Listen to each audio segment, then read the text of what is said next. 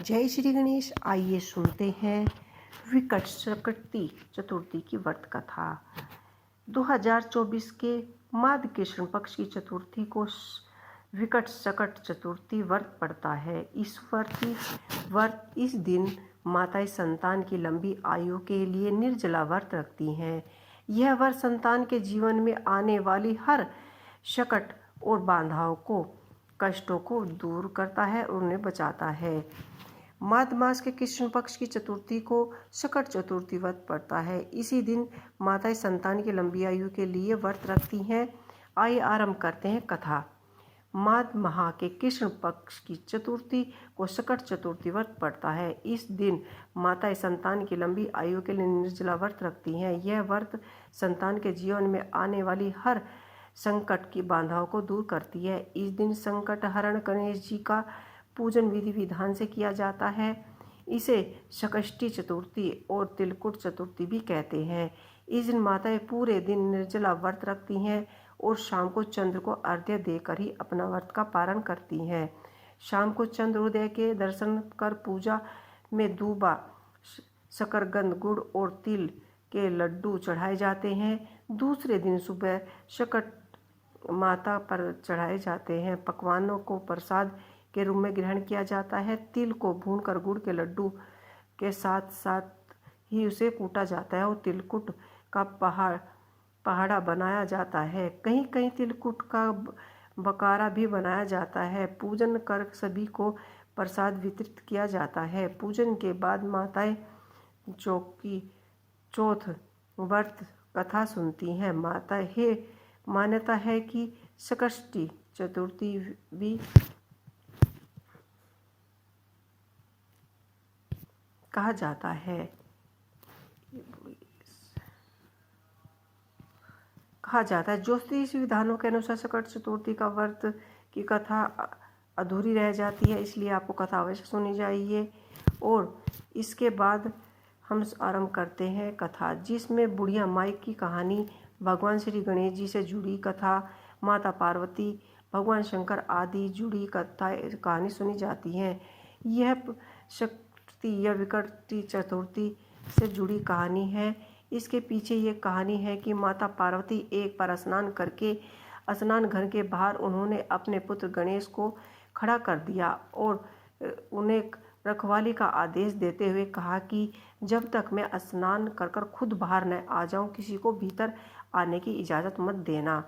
गणेश जी ने अपनी माता की बात मानते हुए बाहर पहरा देना आरंभ कर दिया। उसी समय भगवान शिव माता पार्वती से मिलने के लिए आए, लेकिन गणेश भगवान ने उन्हें दरवाजे पर ही कुछ देर रोकने के लिए कहा। भगवान शिव ने इस बात का से बेहद आहत हुआ और अपमानित महसूस किया। गुस्से में उन्होंने गणेश जी भगवान का त्रिशूल से वार किया और जिससे उनकी गर्दन दूर जा गिरी। स्नान घर के बाहर शोरगुल सुनकर माता पार्वती बाहर आई तो देखा कि गणेश जी की गर्दन कटी हुई है। ये देखकर वो रोने लगी और उन्होंने शिव जी से कहा कि गणेश जी के प्राण फिर से वापस लाइए। इस पर शिव जी ने एक हाथी का सिर लाकर गणेश जी को लगा दिया। इस तरह से गणेश जी भगवान को दूसरा जीवन मिला।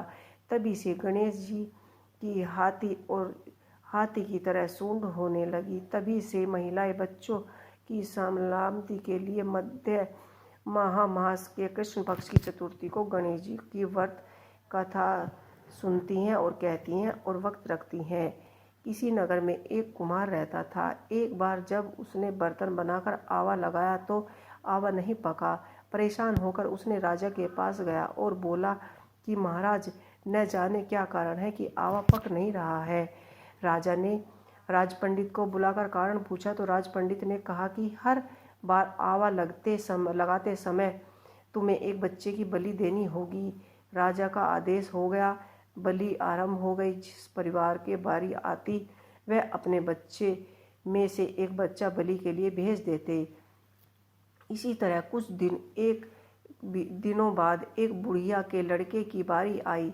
बुढ़िया को एक ही बेटा था और उसका जीवन सारा उस पर ही निर्भर था। राजज्ञ कुछ तथा उसके जीवन का सहारा था। दुखी बुढ़िया सोचने लगी कि मेरा एक ही बेटा है, वह भी संकट के दिन मुझे से जुदा हो जाएगा। तभी उसने उसको एक उपाय सूझा। उसने लड़के को संकष्टी की सुपारी तथा दूबा का बीड़ा देकर कहा कि भगवान का नाम लेकर आवे में बैठ जाना, सकट माता तेरी रक्षा करेगी। सकट के दिन बालक आवे में बैठा दिया गया। बुढ़िया सकट माता का व्रत करने लगी और सामने पूजा पाठ प्रार्थना करने लगी। पहले तो आवा पकने में कई दिन लग जाते, पर इसी बार सकट माता की कृपा से रात में ही आवा पक गया। सवेरे कुम्हार ने जब देखा कि वह हैरान रह गया। आवा पक गया। बुढ़िया ने का बेटा जीवित सुरक्षित निकल गया। सकट माता की कृपा से नगर में अन्य बालक भी जी उठे। यह देख नगरवासी ने सभी माता सकट चतुर्थी यानी विकट चतुर्थी की पूजा करने लगे और श्री गणेश की विधि विधान से पूजा करने लगे। एक दिन गणेश जी प्रकट होकर उस बुढ़िया से बोले कि बुढ़िया माई, तू चाहे जो मांग ले।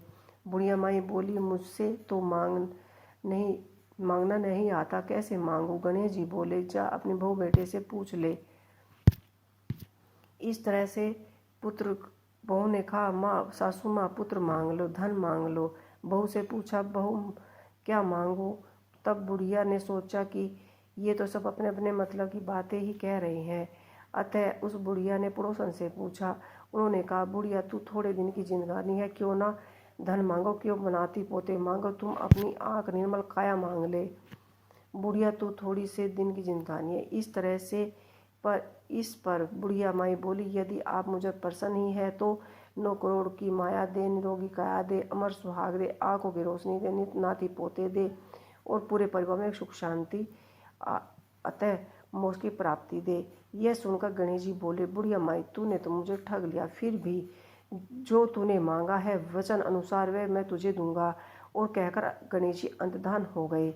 उधर बुढ़िया माँ ने जो भी कुछ मांगा था सब कुछ उसे मिल गया। तो इसी तरह से जो भी श्री गणेश जी की पूजा विधि विधान से करता है, श्री गणेश जी उस पर अपनी कृपा हमेशा बनाए रखते हैं। तो दोस्तों, आपको यह हमारी लगातार विकट सकट चतुर्थी की कहानियाँ कैसी लगी, गणेश जी की कहानी कैसी लगी, हमें कमेंट बॉक्स में लिख के अवश्य ही बताइएगा। इसी के साथ जय श्री गणेश।